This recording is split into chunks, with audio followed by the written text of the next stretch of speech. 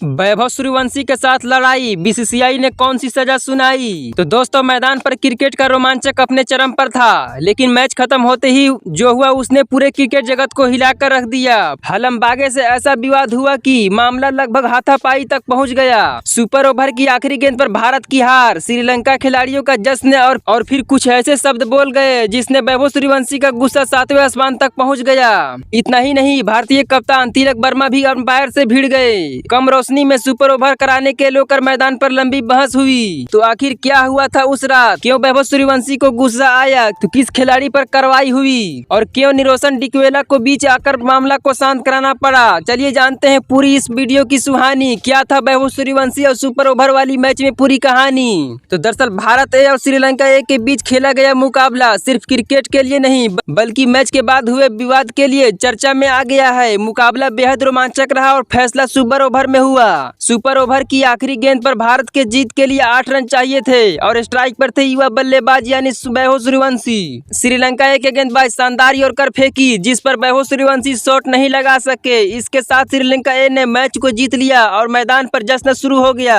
लेकिन इतना ही नहीं, माहौल अचानक इतना बदल गया कि रिपोर्ट के अनुसार श्रीलंका ए के खिलाड़ी ने भारतीय बल्लेबाजों की तरफ कुछ अनाप शनाप बोल गए और यह वैभव सूर्यवंशी को बिल्कुल पसंद नहीं आया। दोनों खिलाड़ियों के बीच तीखी बहस शुरू हो गई। इस मामला यहां तक पहुंच गई कि श्रीलंका ए खिलाड़ी ने पूरी तरह से बहस करते करते दोनों के दौरान वैभव सूर्यवंशी की काफी करीब आ गए। इसके बाद वैभव ने उन्हें धक्का दिया और दोनों खिलाड़ियों के बीच तनाव बढ़ गया। कुछ पल के लिए ऐसा लग रहा था कि मामला हाथापाई तक पहुंच सकता है, लेकिन इस दौरान अनुभवी श्रीलंका खिलाड़ी ने निरोशन डिकवेला ने मैदान पर आके उन्होंने दोनों खिलाड़ियों को अलग अलग किया और विवाद को ज्यादा बढ़ने से रोक दिया।